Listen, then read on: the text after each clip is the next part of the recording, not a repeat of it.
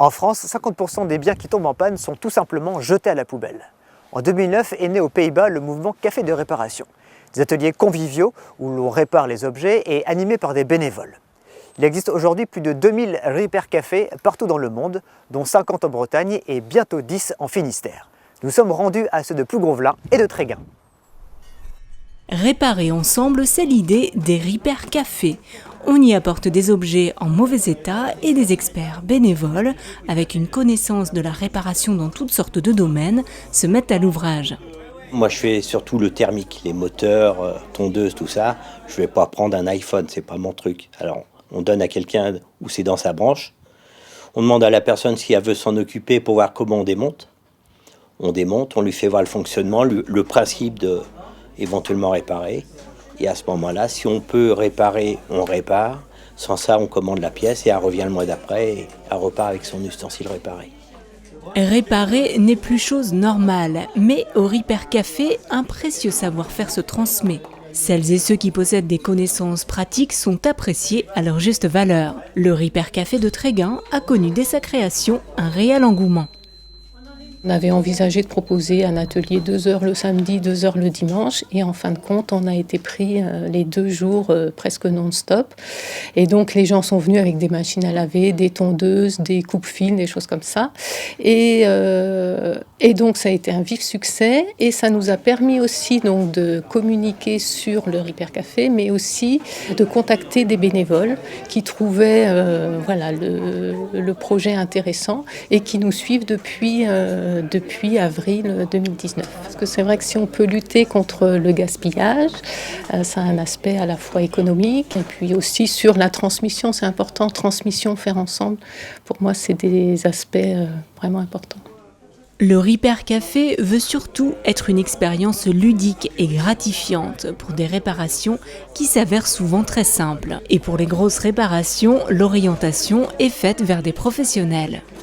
Il y a à peu près 50% des gens qui repartent avec leur matériel réparé, sans compter les prises de commande, ils commandent des pièces, 50% qui partent le jour même, avec un matériel réparé, ce qui est déjà bien. J'ai présenté mon four, on a regardé ce qu'il avait, et on a jugé que c'était une petite pièce, comme ça. On m'a donné une adresse pour aller l'acheter, donc je l'ai acheté, ça m'a coûté 36 €.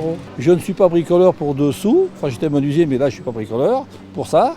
Et donc ils m'ont dit gentiment, vous revenez le mois prochain, à ce moment-là, on vous fixera la pièce et comme ça vous serez tranquille. Maintenant je vais pouvoir faire des gâteaux et tout ça. En plus les gens sont très, très, très sympas, très charmants, et en plus ce sont des connaisseurs et puis des gens qui ont de la fibre. Des gens qui ont travaillé, qui sont maintenant en retraite et qui travaillent pour le bien de tout le monde. Donc à l'heure actuelle, c'est très important. Le fait aussi que ça plaise aussi, c'est la convivialité liée à la présence du café. On a une dame qui, depuis 2 séances, nous vient tous les samedis, depuis 2 samedis, faire le café. Et ça permet de faire patienter dans une bonne ambiance. Et on s'aperçoit en plus aujourd'hui que les personnes qui patientent vont sur les différents ateliers et vont voir ce qui se répare avant. Et ça, c'est positif. Le Repair Café Iroise a initié la mise en réseau des Repair Cafés du Finistère et aimerait en doubler le nombre avant la fin de l'année. L'association accompagne gratuitement les porteurs de projets qui le souhaitent et les aide à démarrer.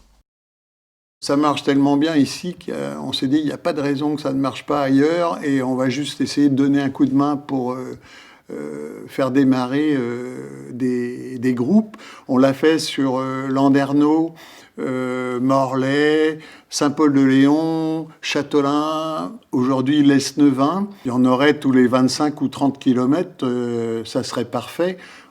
On n'a pas envie de faire se déplacer les gens en voiture pour faire réparer un objet. Il faut que ça soit local. Donc effectivement, il y en aura, je pense, jamais trop sur le département. Il y a de la place pour tout le monde. Plus il y en aura, mieux ça sera. Les objets remis en état sont utilisés plus longtemps et ne sont donc plus jetés, réduisant ainsi la consommation de matières premières et l'énergie nécessaire à la fabrication de nouveaux produits. Le Repair Café, une initiative conviviale, solidaire pour une société durable construite par tous.